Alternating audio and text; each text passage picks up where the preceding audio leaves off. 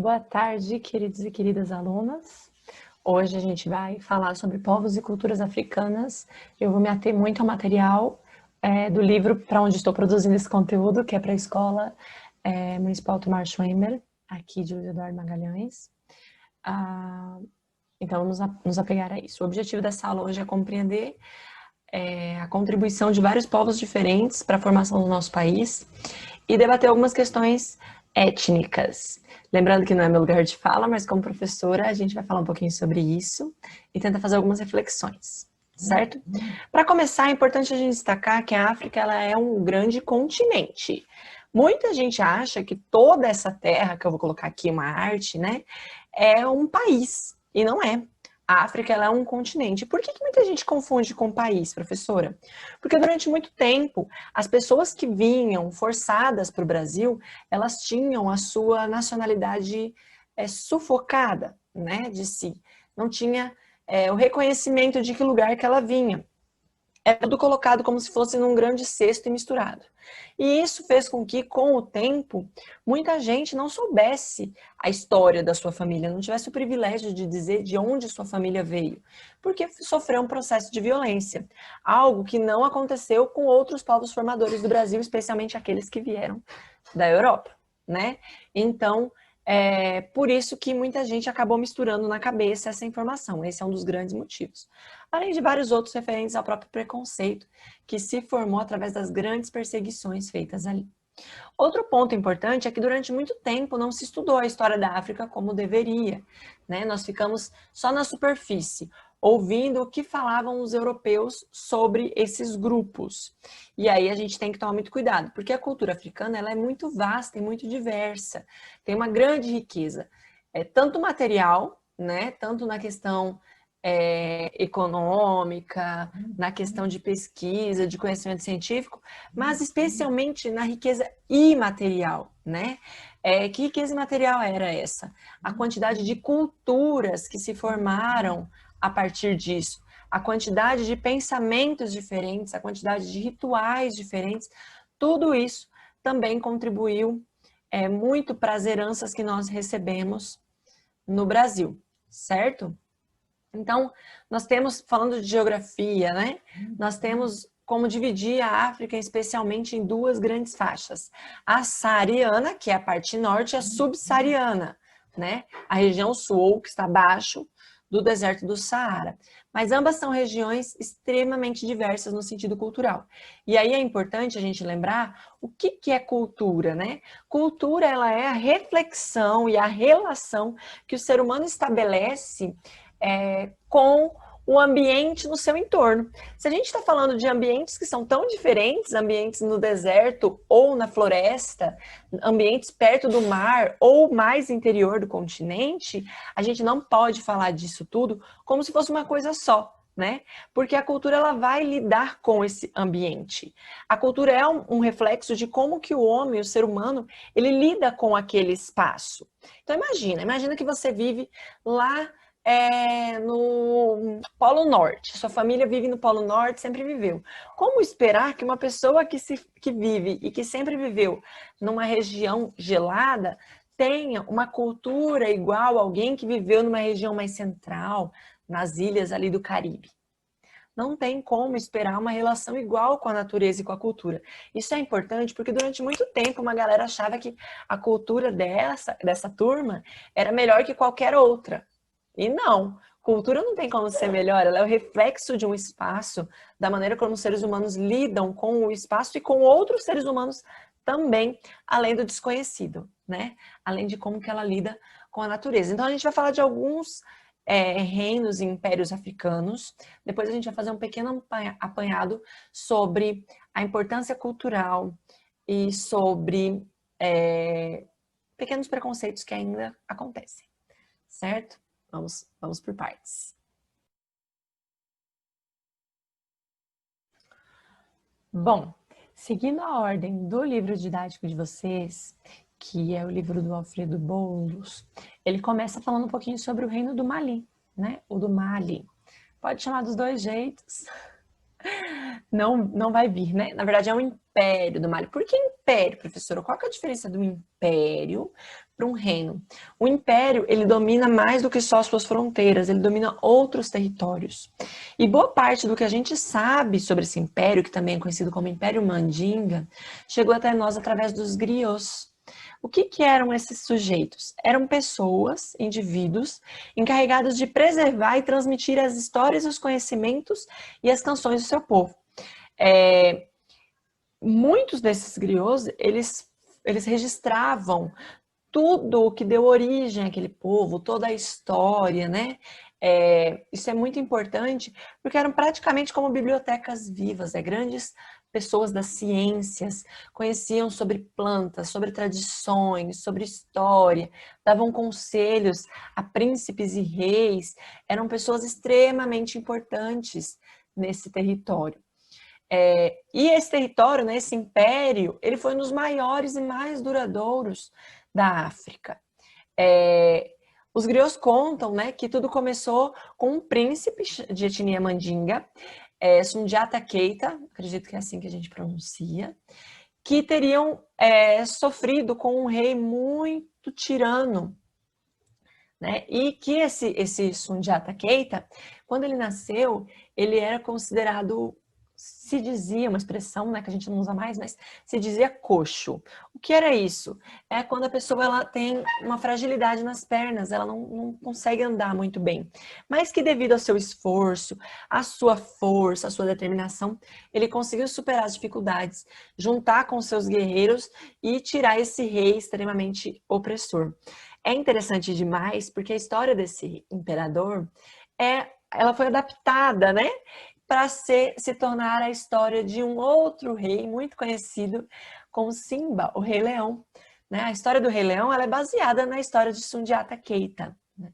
Então isso mostra a influência e a mensagem que essa história contada pelos griots transmite. Né? Uma história de superação, de conquista. E aí é muito interessante que eles também conseguiram vencer outros povos vizinhos e formar um império. Então, eles influenciavam vários territórios. Sundiata Keita, ele se converteu ao Islã, que é uma religião criada por Maomé, né? Que o seu princípio fundamental é a crença em um único Deus, né? Assim como a maioria das religiões de origem cristã, né? Acredita-se em um único Deus. E por que isso foi muito importante? Porque o Mali, eu vou colocar aqui a localização do Mali, mas ele ficava numa região em que os berberes frequentavam muito, né? Os berberes, eles eram comerciantes e eles tinham muita semelhança com os beduínos árabes. Ui, tremeu aqui. Com os beduínos árabes. Os beduínos árabes, eles eram comerciantes nômades, eles viviam levando um produto para um lugar, para outro lugar. Eles estabeleciam essa relação entre vários locais. Então, se converter ao islamismo permitiu uma relação melhor dessa região onde ficava o Mali, né, ou Mali, com esses comerciantes, né, intensificando ali toda a questão econômica. No Mali, o imperador ele era a maior autoridade, mas ele tinha um conselho. Ele ouvia o conselho, tinha sempre dois altos funcionários, que era o chefe das forças armadas e o senhor do tesouro, né? Cuidava da economia, mas ele tinha um conselho com vários auxiliares que ele escutava. Outra coisa muito interessante é que eram feitas frequentemente audiências públicas em uma praça e as pessoas podiam conversar com o imperador. Isso é algo que não acontecia na Europa naquela época, né? Que é ali no século XIII, né? 1230, 1240. Então, nessa época, na Europa, a gente tinha os senhores feudais ainda, extremamente abusivos. Os imperadores, os reis começavam a tomar alguma força, alguma influência. A gente vai falar melhor disso no próximo capítulo. Mas ainda era uma coisa sem participação popular. As pessoas elas não tinham esse acesso ao seu imperador. E no Mali tinham, elas podiam conversar, pedir coisas, reclamar, sugerir, enfim, né? Então isso era bem interessante. Os berberes, que são aqueles comerciantes, eles também tinham uma prática de invadir bastante os territórios, buscando saquear e tudo mais. E Sundiata, ele foi um imperador muito preocupado em conseguir conciliar as relações, estabelecer relações com os berberes para evitar essas invasões. Na economia, destacava-se a agropecuária, o comércio e o artesanato, né? Na parte da agropecuária, se desenvolvia principalmente ali o cultivo do arroz, do milhete, que é uma espécie de milho, do inhame, do algodão, do feijão. Se criavam bois, ovelhas, cabras, enfim, né? Os artesãos eles eram eles eram muito habilidosos ali a trabalhar com metal e também com madeira. E o comércio se destacava especialmente o ouro, o noz de cola, cobre e o sal. O sal, gente, ele era extremamente raro. Quando algo é raro, também é caro, né? Então ele tinha um valor muito alto. Também isso devido ao fato de que o sal ele servia para conservar os alimentos. Na época não tinha geladeira, né? Então se conservava os alimentos com tempero, né, as especiarias e o sal. O Império do Mali ele chegou a ter 45 milhões de habitantes, então ele era gigantesco. Durou ali entre uns 230, 240 anos. E o seu declínio ele pode ser explicado por alguns motivos, tá? Ou seja, o fato de ter caído. Mas vamos destacar primeiro por que ele durou tanto tempo e por que ele conseguiu influenciar tanta gente. Primeiro, tinha um grande exército, um exército extremamente poderoso e bem treinado, né? Ele controlava áreas de extração de ouro, então era uma área extremamente rica e possui uma estrutura administrativa, ou seja, os representantes do rei, né, do imperador, que ficavam em várias áreas ali administrando por ele, como se fossem gerentes, funcionava de uma maneira extremamente eficiente e inteligente. Além disso, o imperador do Mali, ele sempre consultava os povos que estavam sob seu domínio sobre as questões sobre aquela mesma área. Então, ele não tomava decisões à força, ele conversava com as pessoas daquele território, né? Além de respeitar as tradições e a religião daquele lugar. Por que isso é importante? Gente, imagina se você mora numa casa e nessa casa você não tem liberdade de nada, as pessoas não deixam você nem escolher nada, nem o que você vai vestir, vamos supor, nem o que você acredita. Vamos imaginar que você não pode nem determinar o uso do seu próprio celular, vamos supor assim, né? Isso não te causaria revolta? Agora imagina uma casa em que você é consultado, em que as pessoas falam com você, perguntam, mesmo que não vão te atender, né? Pelo menos elas escutam o que você tem para dizer. Você não vai se sentir mais à vontade? Era isso que acontecia no Império do Mali. As pessoas elas se sentiam mais à vontade justamente porque elas tinham voz naquele território, né? Isso é muito importante. E aí o declínio, eu falei para vocês, que se explicava por vários motivos, né? O primeiro é que havia conflito entre os líderes. Gente, em vários territórios da África, a escolha dos líderes era diferente, né? E aí muitas vezes havia ali um conflito entre eles. Outro ponto importante é que outros grandes reinos e impérios começaram a surgir na África. A África teve muito império poderoso e influente. Um deles foi Songhai, né, que conseguiu aí vencer e eliminar o poder do Mali depois desses 230 anos. Vamos para o próximo? Bom, a gente está falando do Reino do Mali, agora a gente vai falar um pouquinho sobre os Bantus. Os Bantus, quando a gente fala deles, a gente está falando de muitos povos, tá, gente? Muitos. Eles têm uma origem em comum, tá? Que são de povos muito antigos, muito mesmo. Imagina-se ali que em torno do século II antes de Cristo, ali por 1500 antes de Cristo, eles teriam saído ali do centro, onde hoje é o Camarões, e se deslocado para vários lugares, se espalhado. Então é como se fosse lá na pré-história ainda, né? Vários povos foram se espalhando e foi formando uma série de culturas diferentes, tá? Esses povos, eles tinham em comum o idioma que eles falavam, que eram idiomas de origem banta, né? Ou banto.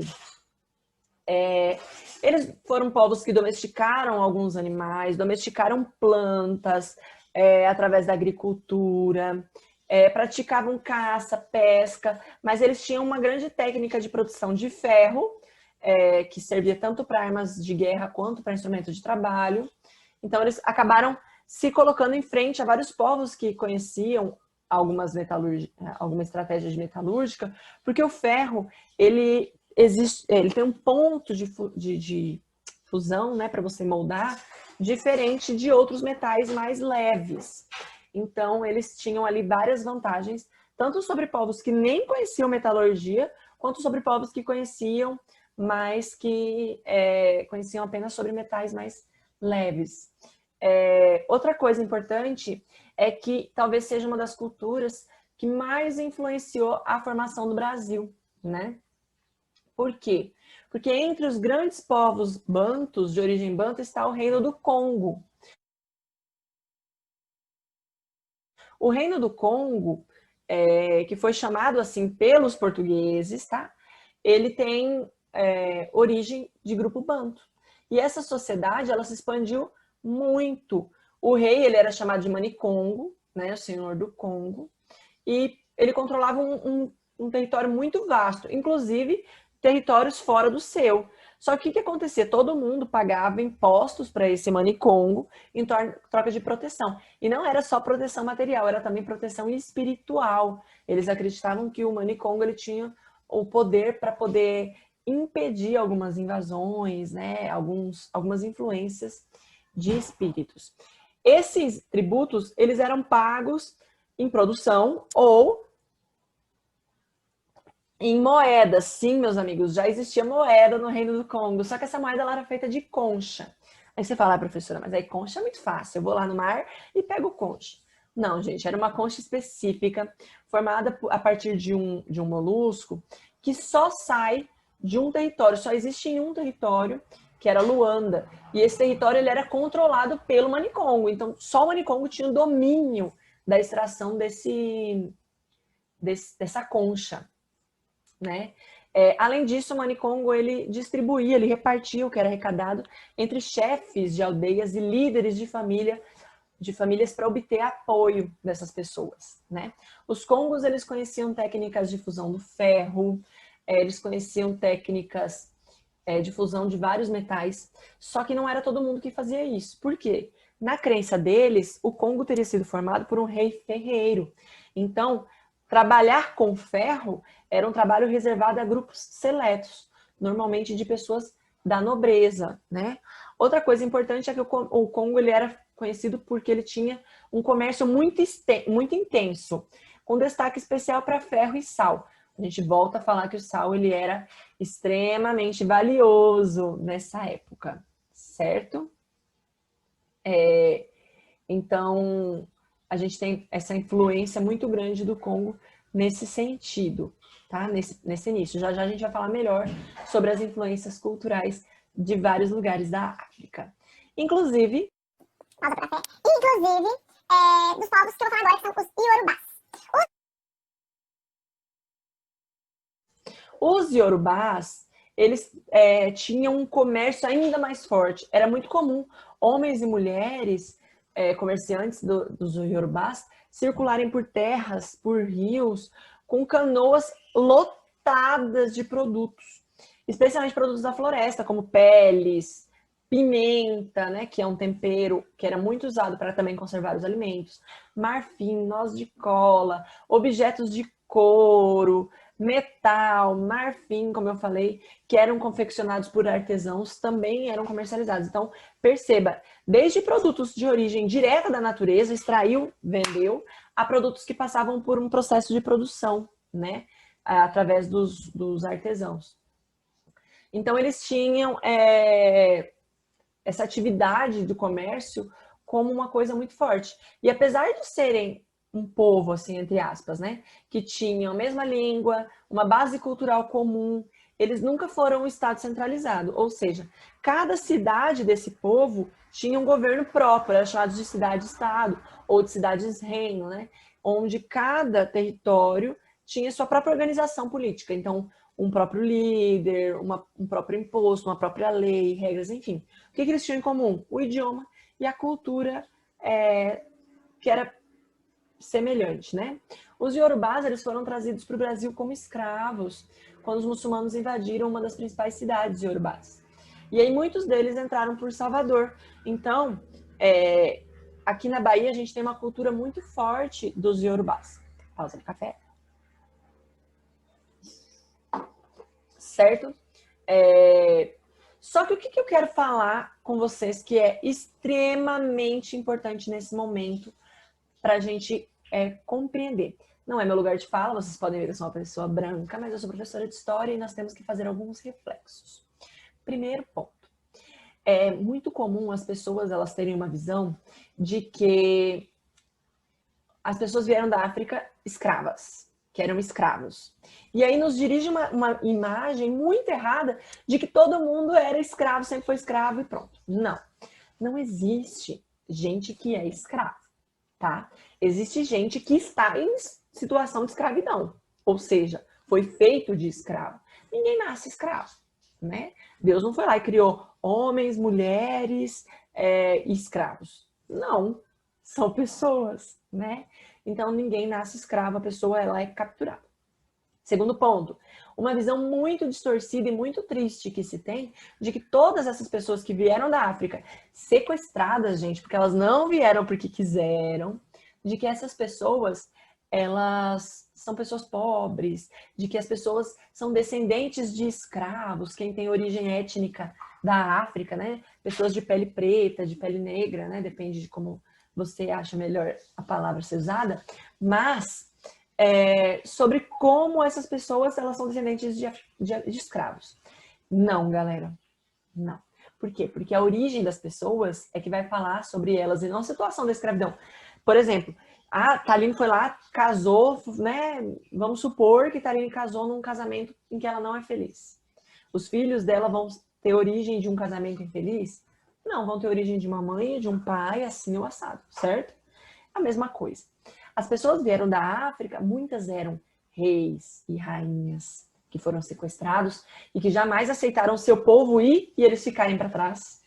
Guerreiros. Galera, a maioria das pessoas que estavam em situação de escravidão não aceitava essa condição e lutou contra. E por lutar contra, foi capturado e tudo mais. Muitos fugiram, formaram grupos para lutar. Então, a maioria de nós brasileiros, né? Que os brasileiros, a maioria tem origem desse povo africano, desses povos africanos. Então, tem origem em um povo guerreiro que lutou muito para obter a liberdade. Que a gente vai falar, acho que no 8º ano mais sobre a questão do fim da escravidão, né? Fim da escravatura. Mas povo guerreiro, sacerdotes, pessoas que eram chefes de religião, pessoas da nobreza e, claro, por que não, pessoas que não tinham títulos, pessoas pobres, camponesas, trabalhadoras. Mas é um resumo muito superficial a gente achar que todo mundo que tem origem africana é de um povo pobre. Não é, tá? Isso é uma ideia muito doida e muito triste. Outro ponto importante é quando a gente analisa a África, a gente fica olhando as mazelas, né, os problemas que a África tem. Pessoal, a África foi saqueada durante muito tempo. Desde a pré-história até os dias mais recentes. As pessoas invadem, roubam minérios, pedras preciosas, pessoas, os animais, que a gente sabe que grande parte dos animais que tem na África estão sob ameaça de extinção. E isso não é por conta do povo africano, mas dos outros que invadiram, né? Que a gente vai falar mais sobre a colonização do Brasil, vocês vão ver como os europeus eles tiveram esse poder de invadir tanto a África quanto o Brasil e dizimar povos inteiros. E esses povos inteiros tiveram e têm até hoje que lutar a passos de formiga para tentar se recuperar, né? Porque foram roubados, saqueados, agora se vira, né? Foi isso que aconteceu. Outro ponto importante é referente à nossa herança cultural. O Brasil ele tem uma cultura muito rica e que grande parte é de origem africana ou indígena. Eu gosto muito de falar que a cultura europeia ela foi uma cultura vencida aqui no Brasil, pelo menos, né? Por quê? Porque as culturas de resistência, as culturas que tiveram que lutar para sobreviver, elas tinham muito mais força e têm muito mais força. Então, quando a gente olha a nossa música, as religiões, gente, até mesmo as religiões europeias no Brasil, como a Igreja Católica, ela tem uma influência muito grande da África, né? Os rituais, a questão de alguns santos que tiveram que ser adaptados, a questão dos espaços, da maneira como a igreja está aqui, tem muita influência desse povo, que lutou muito para ser reconhecido, né? Mas a nossa música, samba, axé, frevo, funk, todos os ritmos próprios do Brasil têm dedinho africano. Instrumentos musicais, os iorubás que eu estava falando agora, eles tinham muito vínculo com instrumentos, especialmente de percussão. Então, eu vou pôr aqui uma fotinha de alguns grupos musicais, como o Olodum e a cantora Margareth Menezes, que tem origem iorubá, né? A gente tem o próprio instrumento da capoeira, né? Que é o berimbau, como instrumento de origem africana.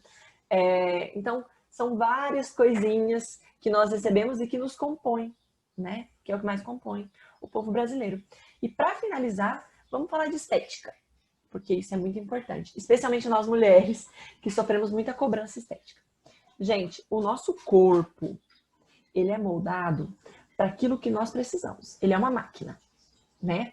Então, nós precisamos respirar, nós temos nariz, nós temos traqueia, nem me lembro que eu não sou professora de ciências, mas vamos junto. Pulmão, né? O nosso corpo, ele foi feito como uma ferramenta.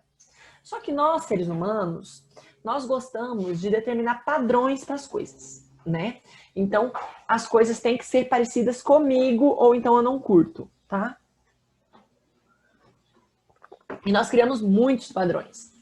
Durante esse período de domínio, tudo que era africano era sufocado pelos europeus, né? Então, a música africana era vista como ruim. Pra vocês terem noção, gente, o samba já foi motivo de prisão no Brasil. Era crime. Era crime. Então, olha só. A música que vinha de lá era inferior, tá? Isso considerado por outras pessoas. Nós já vamos falar sobre isso, tá? Era considerado inferior. As cores eram inferiores. O jeito de vestir era inferior. O cabelo era inferior. O tamanho do rosto, do nariz, da boca, tudo era considerado inferior. Tudo era visto como ruim. Então, olha só, lá naquele período, para dominar esses povos, se inventava 1000 justificativas. Começou com justificativa religiosa. Isso dizimou e matou muitos índios aqui na América também. Então, começou com a justificativa religiosa. Pela religião, eu preciso proibir essas manifestações. Depois, deixa eu pausar que minha bateria está acabando. Calma aí. Pronto, problema resolvido. Bom, depois de dominar esses povos, agora que eu já domino, que eu já influencio, que eu já conquistei, eu vou fazer as pessoas sentirem vergonha de serem elas mesmas, para elas nunca lutarem contra mim, porque elas vão querer ser igual a mim, né? Elas vão querer minha aprovação. Então começa a questão estética. E é aí que a gente tem um dos maiores problemas que a gente tem que lidar hoje no Brasil. Por quê? Porque quando alguém diz que o cabelo bom é o cabelo liso, aquela pessoa está determinada em um padrão estético. A beleza, ela é algo individual. Então, o que eu acho bonito, você pode não achar. Entendeu? Então, olha só. Criaram na nossa mente, nos acostumaram para poder padronizar. Se todo mundo pensa igual, pensa comigo, gente. Se todo mundo acha a mesma coisa bonita igual, é mais fácil eu vender um produto. Se todo mundo acha que o cabelo bonito é o cabelo liso, eu consigo vender mais shampoo, mais creme, alisante, eu consigo vender creme para pentear, eu consigo vender escovas, eu consigo vender secador, eu consigo vender chapinha, não é? Se todo mundo acha que bonito é o olho azul, eu consigo vender lente de contato, eu consigo padronizar, eu consigo... Enfim. Então, isso cria nas pessoas um sentimento de não se aceitar e aí topar qualquer processo para ficar mais bonito para o outro. Só que isso nos adoece muito, né? Porque a gente nunca vai ficar do jeito que o padrãozinho quer. Nunca, né? Todo mundo vê algo em si que não gosta. Por quê? Porque alguém ensinou que o certo, o mais legal é daquele outro jeito que você não é. E no Brasil, como a gente tem uma maioria populacional de origem negra, de origem preta, nós precisamos parar de achar bonito o que vem de origem europeia. O nariz fino, a boquinha fina, o cabelo liso, o corpinho magro, né? Não, não é assim, né? Não é isso que é padrão de beleza. Então, para vocês terem uma ideia de como o nosso corpo é perfeito, vocês sabiam que o nosso nariz, ele foi moldado para, ele tem que, as paredes do nariz, elas têm que esquentar o ar quando tá frio, ou deixar o ar na temperatura que ele tá se estiver quente. Porque se estiver frio, congela o pulmão, se a gente respirar um ar muito frio. Se estiver muito quente, ele machuca o pulmão, queima o pulmão. Então lá na Europa, onde tem estações que neva, os narizes, foram fechados. Assim, o ar que entra, ele sempre encosta na parede. Já na África, onde tem um ar mais quente, especialmente na região do Saara, o nariz teve que ficar mais largo. Por quê? Porque menos ar encosta e esquenta menos ainda na parede do nariz, né? Então, é por isso que ele é assim. Não é para ser bonito, né? O nariz não foi feito para ser um negócio bonito. Ele foi feito para a gente respirar. Só que aí alguém, os europeus foram lá e falaram, não, bonito é só o meu. O que não é o meu, tá feio, né? Então, nós temos que ser muito atentos a isso. O cabelo, não existe cabelo bom e cabelo ruim. Existe cabelo liso, ondulado, crespo, cacheado. Aí, beleza. Mas bom e ruim, não, né? Não existe boca mais bonita que a outra num padrão. Existe o que é mais bonito para você. Eu gosto da minha. Os outros gostam? Não sei, não importa, né? É assim que a gente tem que ser. Não podemos manter dentro da cultura brasileira uma imposição estética tão grande que tem matado e machucado tantas pessoas, especialmente mulheres. Em camas de cirurgia plástica, tomando remédios variados, colocando coisas que machucam a pele no nosso cabelo, enfim, né? É por isso que eu digo, bonito é ser inteligente. Bonito é ser inteligente. Por isso estudem. Um beijo, espero que tenha sido bom. Façam os exercícios